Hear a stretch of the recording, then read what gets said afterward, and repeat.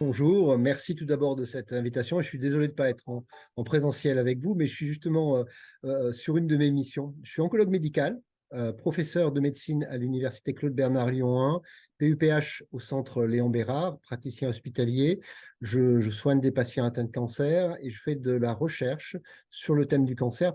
Par ailleurs, je suis directeur de l'établissement, centre Léon Bérard, et président de la fédération Unicancer. Globalement, le médecin-chercheur est un acteur qui a deux missions, une mission de soins et une mission de recherche. Exercer les deux missions réclame évidemment du temps et la première chose qui limite le développement de ces activités, c'est le temps.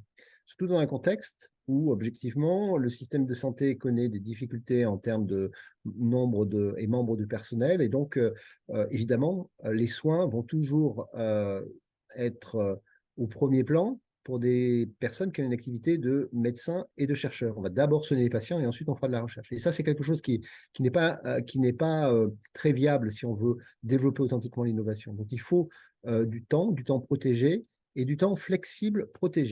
Le souhait de certains de s'investir dans des programmes de recherche n'est pas un souhait qui va être tout au long de la carrière. Ça serait donc assez absurde de vouloir se dire je vais être médecin-chercheur et pendant tout le reste de ma carrière, je vais faire 50-50. D'abord, ça ne marche pas. On a des trajets médicaux, scientifiques qui vont aller là où ils nous portent et qu'au bout de quelques années, parfois, certains auront envie de diminuer leur activité de recherche ou au contraire de diminuer leur activité clinique pour en choisir une. Donc, cette flexibilité va être très importante. Un deuxième aspect qui est important, mais qui est peut-être moins dit, c'est celui des rémunérations. Objectivement, les rémunérations des chercheurs sur notre pays par rapport à celles qu'on observe de l'autre côté de l'Atlantique ou même dans d'autres pays européens sont moins attractives. Ça, c'est un des éléments importants, je pense, qu'il faut sans doute réfléchir, car moins de personnes souhaitent s'engager aussi pour ces raisons-là. Et en même temps, il n'y a probablement rien de plus enthousiasmant dans l'état actuel des choses, de la médecine et de la médecine de précision, que de faire les deux. Parce que en soignant les patients, on voit les problèmes et en développant des programmes de recherche, on trouve des solutions. Et je crois qu'il n'y a rien de plus satisfaisant que de trouver une solution pour un patient qu'on va avoir à notre consultation la semaine d'après, ou en tout cas, si ce n'est une solution pérenne, en tout cas une solution immédiate qui nous permet de franchir des étapes. Donc c'est vraiment un métier très enthousiasmant. Je pense qu'il va être également très important de faire quelque chose qui, je ne sais pas tellement comment le dire autrement, mais de réenchanter un peu notre système hospitalo-universitaire.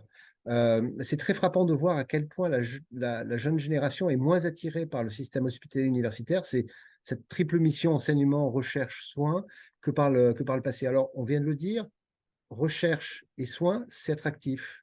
Mais l'enseignement est peut-être moins attractif. Il faut réfléchir à redonner du sens probablement et faciliter sans doute l'entrée des jeunes praticiens très motivés, très talentueux dans ces zones d'excellence. Quels sont les leviers que nous pouvons actionner pour cette refonte du système de santé? Je pense qu'ouvrir grand les portes et faciliter la venue d'acteurs, de praticiens, de soignants qui ont envie de s'investir est un élément clé. Leur simplifier la vie et leur permettre l'adaptation sociologique qui est celle que nous voyons actuellement dans les jeunes générations et qui, encore une fois, est quelque chose que nous observons et qui, de toute façon, est une bonne chose parce que c'est la réalité. Je pense faciliter le travail au quotidien de ces jeunes qui s'engagent dans toutes les dimensions de leur travail, leur faciliter notamment lorsqu'ils veulent faire des choses compliquées, notamment lorsqu'ils veulent faire de la recherche ou lorsqu'ils veulent faire de l'enseignement. Ça peut paraître paradoxal par rapport à l'exigence d'excellence que nous avons dans ce type de démarche, mais en fait, elle va ensemble. Au fond, ce que nous avons besoin de faire, c'est d'avoir les meilleurs et de les garder motivés afin qu'ils restent dans notre système de santé pour pouvoir accomplir toutes les missions de formation, de recherche qui sont celles que l'on attend d'un système de santé dynamique, résilient et capable de prendre en charge les énormes enjeux qui sont devant nous dans les années à venir. Nous faisons un métier extraordinaire. Le sens de notre métier, de soigner et de servir les patients et la communauté est un sens extraordinaire. Nous ne devrions pas avoir de difficulté de trouver le sens. Or, je trouve que parfois ce sens est un peu perdu.